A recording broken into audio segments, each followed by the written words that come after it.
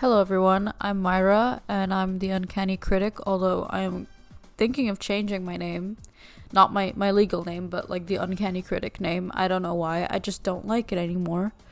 But we'll see, maybe I'll grow back into it, you know? I have my phases. Anyways, this is another episode in the series that I have named the Nostalgia Factor, which is a scaling system which I've created in order to reassess nostalgic cultural objects from my past and kind of look at them from a new light and say, well, I am nostalgic for them to this extent, and let me just take a look and see if they hold up as a practice to stay awake and to not be blinded by nostalgia is all I can say. I don't know why I'm having trouble explaining this, which is a great segue into the fact that I will completely ignore my hiatus. So I've just disappeared for a year after my Barbie video, which is something that happened that I will not acknowledge. Anyways, so today's episode, after my hiatus, I will touch on a film series that is very dear to me, and that is the High School Musical series.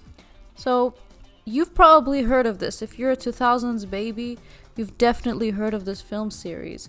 At least from a meme or two, right? Like, you know it exists. But what is High School Musical? For those who need a little refresher maybe. It's a Disney Channel original movie series, which started in 2006 till 2008, about students in a high school, let me say a high school because it's an American school, who want to be in a musical and stuff.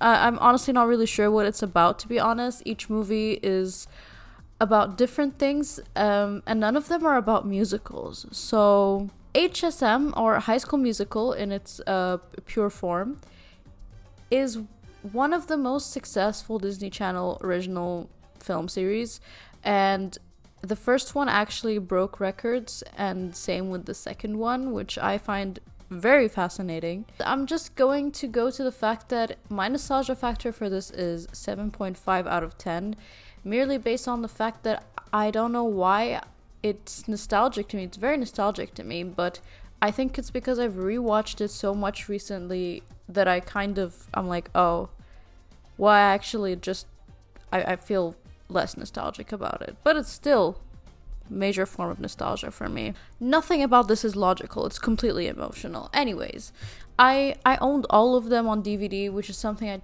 I'll touch on later. But yeah, I was a big fan, huge fan of this series. Is this series objectively good? As I mentioned, what is the point of objectivity anymore when it's something as emotional as nostalgia? No, it's not objectively good, and I acknowledge that, even though I'm very nostalgic about it, because you can acknowledge that something is not good and still enjoy it, right? Like, it's fine, right? It's fine. But I do acknowledge that the music in these movies are genuinely, like, catchy and good. And I'm not even joking, like, it's not even a joke. Anyways, so the way that I'm going to structure this is very similar to the way that I've structured my other videos, which is I'm going to try to recap each movie, and then I'm going to make some notes about it, and then maybe at the end I'll note some general trends, but it honestly depends. High School Musical 1, so this is how it starts. Two kids, students meet in a teens New Year's party because they were forced to go. They've gone against their will because Troy seems to be more interested in playing basketball on New Year's Eve in a resort, and Gabriella is just not interested in this New Year's party. She's too busy reading because, you know, she's not like other girls. She's bookish, you know, that's the first thing she's doing. She's reading a book. So, you know, the film just tries to hammer it in your face. You know, she's bookish, guys. They're both forced to sing by this guy who's apparently, like, hosting this party. I don't know why, like, he forced them to sing. Anyways, they both do, and they get really into it, and, you know, they exchange numbers and whatever. Then they part ways. Back to school. Gabriella is the new kid in town and the new kid in the school by proxy. And guess what? Troy is in her class. What a coincidence. Coincidence? What a coincidence. Could this be the start of something new? Anyways, we meet Troy's basketball bros. Where is your sports posse or whatever it's called? Team. And Gabriella's new nerdy friends, because that's the way we get introduced to these segregated groups in the school based on the things that they're interested in, which is obviously very realistic, a very realistic depiction of a high school. You can only be interested in one thing. Sharpay gets introduced as the villain because she wants to play the lead role in the school musical and tries to sabotage Troy and Gabriella when she finds out that they secretly tried to audition for that very school musical. And therefore, there's a callback.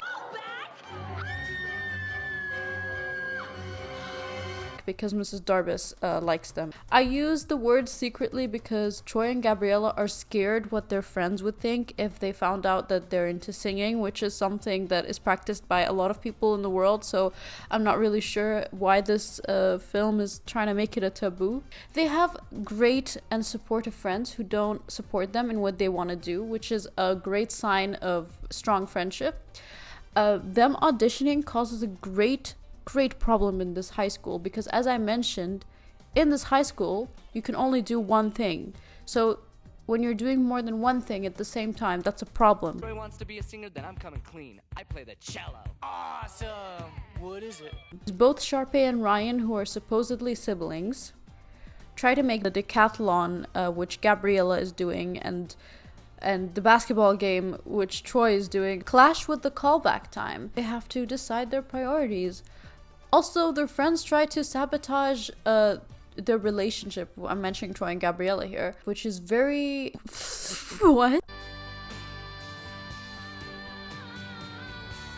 They figure it out though, both Gabriella and Troy, and they cause a fake blackout, and their friends help them out, so their friends come around so they could perform in the callbacks. Anyways, everyone lives happily ever after. The end. Troy and Gabriella learn the power of multitasking and being a three-dimensional person. Also, I just love the way Google describes the plot because I don't know how else to describe it. It's beautiful. So let's talk about some of the good things and the bad things. It's really a low effort watch. Like, it's really nice to watch when you're like doing something else or doing nothing. It's just a fun watch because it's so dramatic too. Like, everybody over exaggerates their performances and it's the most entertaining thing ever. It's also very charming. I think from the over the top performances, which I mentioned, like the most daddest basketball coach character I've ever seen on screen. What the heck are those two doing in a tree? And the stupid t-shirts that Chad wears, which I wish I owned. I want those t-shirts. It's funny because it's cliche and over the top and over dramatic, and the best thing is everyone looks like they're having fun. You know, it's a guaranteed fun watch. I feel like when people look like they're having fun on screen, I am most likely gonna have fun watching. I don't know why, it's just a thing. You know, the message, although it doesn't make any sense and doesn't have any relevance, because what the hell, I don't think I've ever seen this kind of conflict in a high school. Like, oh no, I want to sing, but I also want to do basketball. Like, yeah, just do both. You know, it's still not a bad message, right? Like, it's not groundbreaking. It's not bad, it's just okay. Like, sure. Yes, you can multitask. Great. Like, at least it has a message, right? It also has great music, very memorable music. Like, the fact that Breaking Free is always, like, that song that everybody just vibes with in a karaoke party is just testament to how good and memorable the music is in this movie. Very good.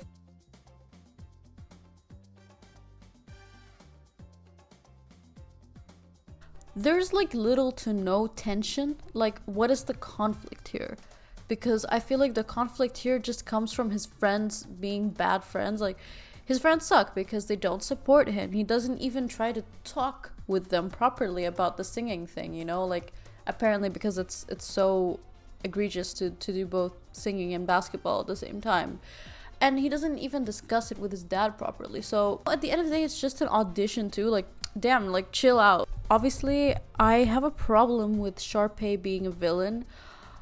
I get that she does some bad things, but It's also linked to her passion for theater, and I also think that there is a problem with representing hyper feminine characters as evil, and I think in this way characters like Regina George as well are examples of the Sharpay cliche being used across different films. Just characters who are, you know, conventionally feminine, evil. Like, I don't know how to explain it, and it's not a good association. And also the last thing, I feel like it's really important to me is Zac Efron doesn't actually sing. It's this other guy, I don't remember his name, but he's the one in that Cinderella Story movie with Selena Gomez.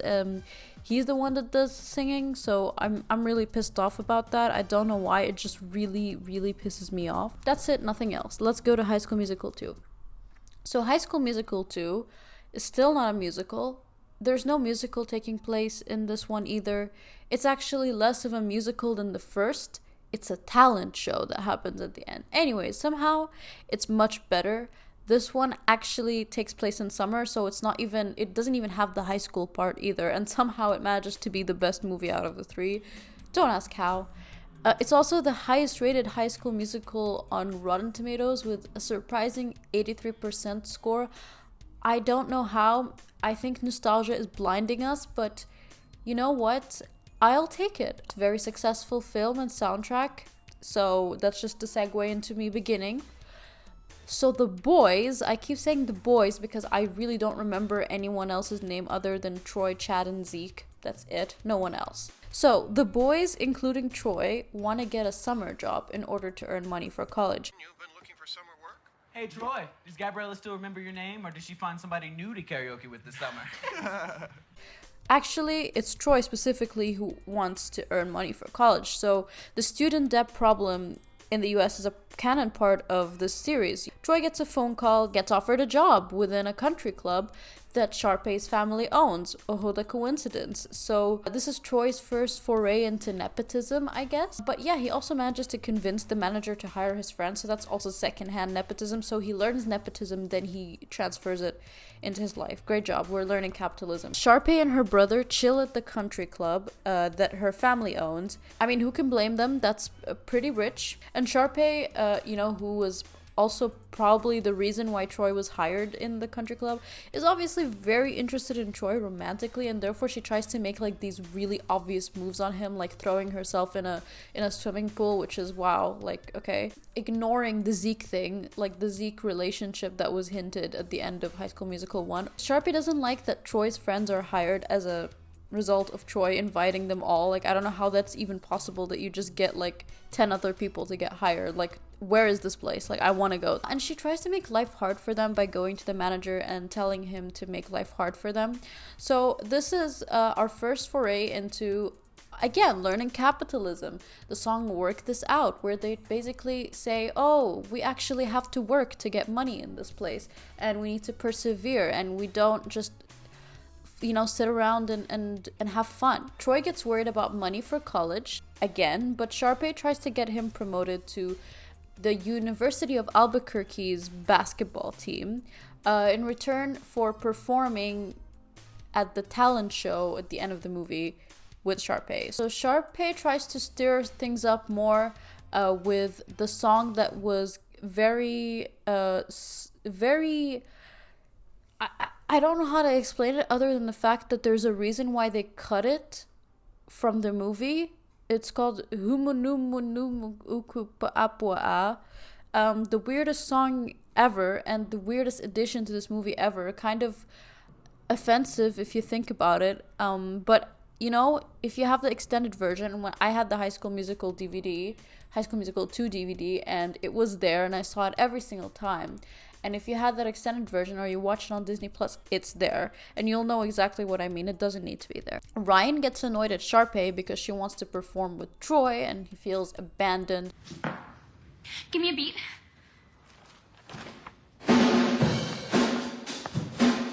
So that leads us to the beautiful I Don't Dance number, which is one of the pedestals of the High School Musical universe. It's amazing. The choreography is great. The song is catchy. It's just iconic. and he joins Troy's friend. There's also tension between Gabriella and Troy because of Ryan as well, because Gabriella starts hanging out with Ryan a lot, and Troy feels threatened by this, obviously, because he's also tried the brownie. Her mom makes the best brownies in the entire world. Yeah, I know. I've had them.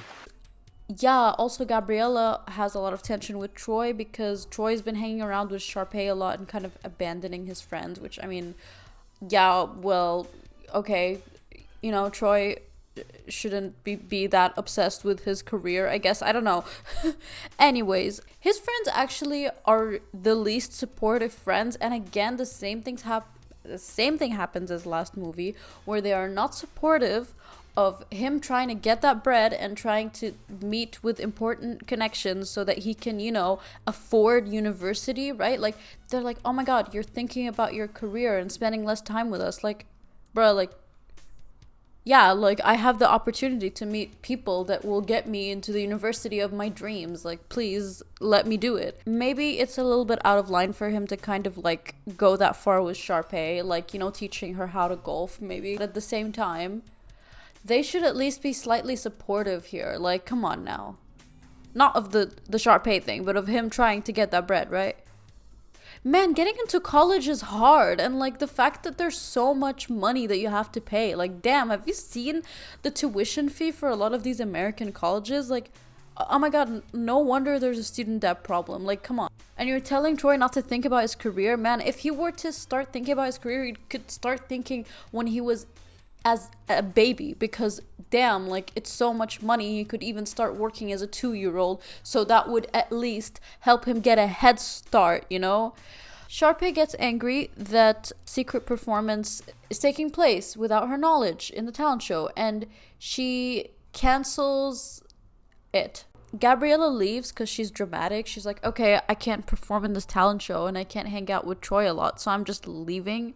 Like, no, like, why don't you stay and get some money too? Like, why is your entire existence revolved around Troy? Troy finds out about the cancellation of their part of the talent show. Now he's angry, which leads to maybe one of the best cinematic masterpieces ever created, aka Bet on It, which I can proudly say that I visually remember to a T. Apparently this song took like a week to film, and honestly I just want to know how and why. Like, I vividly remember there being a part in the High School Musical 2 DVD that I had where they explained the behind the scenes of that song, and I think it's so interesting that so much work went into that one song. Anyways, they still perform at the end because Ryan tricks Sharpay because he's actually part of Troy's friends team, and then she's like, okay, and she has like a little bit of a meltdown, and she also performs at the end and blah blah. She develops the end. So there isn't a musical, but there's a talent show. The good, let's talk about the good. The songs in this movie slap. All the songs are freaking memorable, all of them, except the last one. I don't like it. The charm is less than the first movie, but it's still there, and everyone looks like they're having fun. You know, Miley Cyrus looks like she's having fun. She has a cameo in this movie.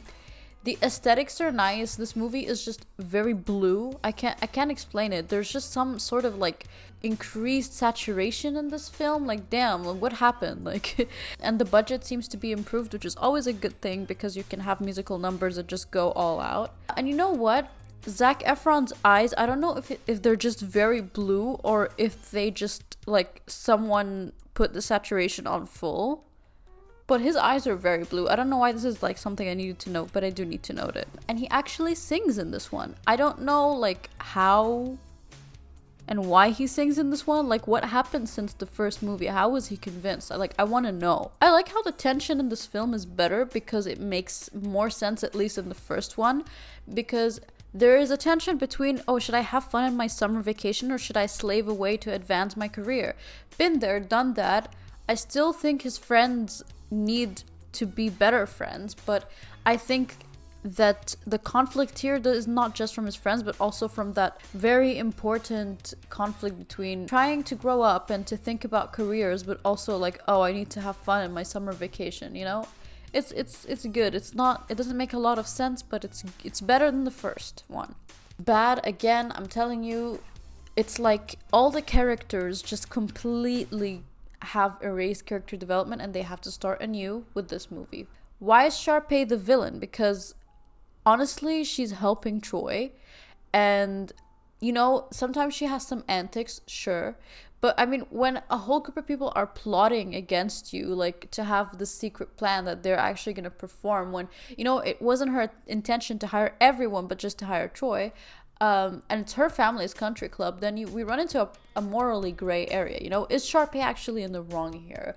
And to what extent is actually Sharpay being a helper to our main character? Gabriella's existence in this film is very uninteresting. Like, here her song is Gotta Go My Own Way, and again that just revolves around Troy. Like, I feel like she doesn't really have agency. The only thing that she does is just doubt her relationship with Troy and then just straight up leaves. Like, okay, you know, at least in the first one she was bookish. She kind of had the same conflict as Troy, albeit in a different manner, but here it's just nothing. Like, she's just so uninteresting. Also, you know, we have the typical cliches are back, typical stereotypes, except now we're used to it. Now we're desensitized to it. Again, I just want to point out that Troy's friends get annoyed that they're asked to work for a salary. High School Musical 3, fellas. So there's actually a musical in this one, or a planned one at least. So Troy and his Wildcats win a basketball game with the power of song, you know, and Gabriella just going.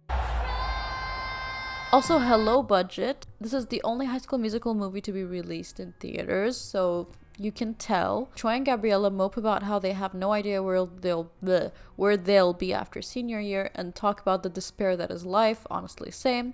So conflict is here. High school is ending, so it's no longer going to be a high school musical. It's going to be a life musical, you know, or a college musical, whatever. Unlike before, suddenly no one is interested in theater, and Sharpay, which I wrote in my notes as Sharpie, no questions asked, is like, okay, I want to make it a one-woman show. Then Kelsey signs up everyone for it, like all her friends for it, which, okay, like if somebody did that to me, I'd be like, no. The theme of the musical is very fitting, so it's senior year. Besides this, Ryan, Sharpay, Kelsey, and Troy are all competing for a scholarship at Juilliard. I struggle to believe that, but you know what, let's go with it. Sharpay isn't really that bad so far. Honestly, I don't remember this movie much. It's like the one I remember the least, but I'm trying my best. We get introduced to a British student though, who is the new Sharpay, I would say. Prom is coming up because of course it is, and Troy asks Gabriella to prom, and they do a little dancey dance on this random rooftop because Troy can't dance. Anyways, they keep going to this rooftop throughout the series,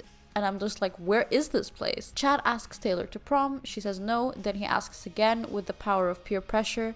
Then she says yes. You know, I hate peer pressure proposals. It's embarrassing for both parties. It's embarrassing to other parties. Just gives secondhand embarrassment to watch. They rehearse the musical with maybe one of the best High School Musical songs, which is Night to Remember. Troy and Chad try to revive their nostalgia of being young by singing in some sort of auto parts place. They sing The Boys Are Back, which is a fun, catchy song. The British girl finds out that Gabriella has some sort of scholarship to Stanford, but doesn't tell Troy. Sharpay tells Troy that he's the reason Gabriella isn't going to Stanford, and then when Troy talks to Gabriella, she just straight up leaves the next day, which I find very funny. Like, I don't understand. Maybe it's just my horrible memory, but like when she goes, was this like an open day, or did she just straight up go and start like university? Then one of my personal favorite High School Musical songs that I've been listening to a lot recently, and the song is Scream, and I really very much relate to the part at the end. But it occurs after Troy and his father, who, don't forget, is a basketball coach. Did you forget he's a basketball coach? Because he's a basketball coach. They have a little bit of an argument over Troy's future. Gabriella tells Troy that she's not coming back, not even for graduation or prom, which doesn't make any sense to me because of the fact that A, is she in college already or what? 2, wait, you don't say A and 2, you say A and B. B, that she can't make time for like 1 or 2 nights. Like, come on now. You can. Troy visits her and they dance in Stanford. The musical happens. And guess who manages to show up? Gabriella. She's so dramatic. There's some weird rift between Sharpay and the British girl and this other guy introduced in the movie. Whatever, who cares? I have no idea what's happening. In the end, they all graduate, and almost all of them go to Ivy League schools because of course they do. Ryan and Kelsey go to Juilliard, Troy to UCLA, Taylor to Yale, Sharpay and Chad go to University of Albuquerque, which isn't even a real school anymore, not from my knowledge at least. You know, at least 2 of them don't go to Ivy League, which is refreshing. The end. So let's talk about bad, which is, I feel like, more than good. This sounded like a mess because it was, but at the same time, nothing is happening. Like, there's a musical, they're stressed about life, but most of this film just consists of just like Troy and Gabriella discussing how they plan to keep their relationship afloat with all the distance and stuff, but like nothing else. Maybe it's just me, but this film was like kind of boring. The charm is gone. Like, I feel like I want the ambiguous green screen and bet on it back. Like, is there a green screen? Is there not? I love this. I want this mystery in my life again. I want this random saturation again. It feels like a film production, and you know, the cast seems to be enjoying their time less, and as I mentioned, they seem to be enjoying their time less with each movie that comes, but this one, they seem to be enjoying it the least. There are new characters. Why? Like, maybe it's because, you know, they were like, let's introduce new characters for a potential spin-off. But like, my god, they were so uninteresting. We already have so many characters, we don't even know that much, and they're not even developed that well. There is a High School Musical spinoff, but it has none of the characters in this movie.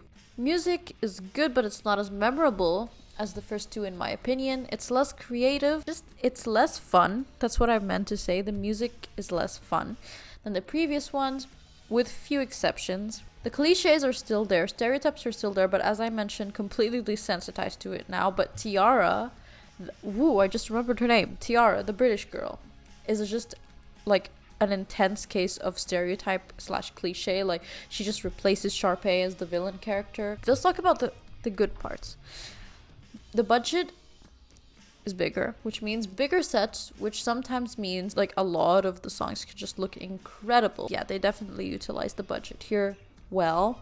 It also feels more grown up in some way, not as grown up as I wanted it to be, but it's still a little bit grown up, which is good. It's always good when a series at least tries to grow a little bit with the audience. Music, as I mentioned, can sometimes be good. The conflict is good here because not enough teen movies really tackle the pressure of trying to choose a university and a major and a career, which is, you know, I can only describe it as immense despair and stress. It's very stressful, and I don't really see a lot of films tackle this, you know, like just this experience of trying to decide what you want to be, especially now we have such a pressure to decide what we want to be from like such a young age. But I think it's a good conflict, but I don't think they really work with it that much, which is a shame, but at least it's something that is not really tackled a lot, and I respect that they brought it in here. Sharpay feels less evil here, which is good because, as I mentioned, I don't believe Sharpay was ever a truly evil character. All the characters are tended to in some way, even though it's not enough and it's very brief. It feels like High School Musical 3 feels like rather a love letter to High School Musical and an appreciation to the fans rather than an actual film. All of the characters seems to be friends more or less, with the exception of the new characters. But anyways, yeah, I feel like I don't have much else to say. It just wasn't that good. It lacked the energy and the charm of the previous 2. Despite all of this, all of the 3 films just have a very special place in my heart, and I will always just remember them fondly, I guess.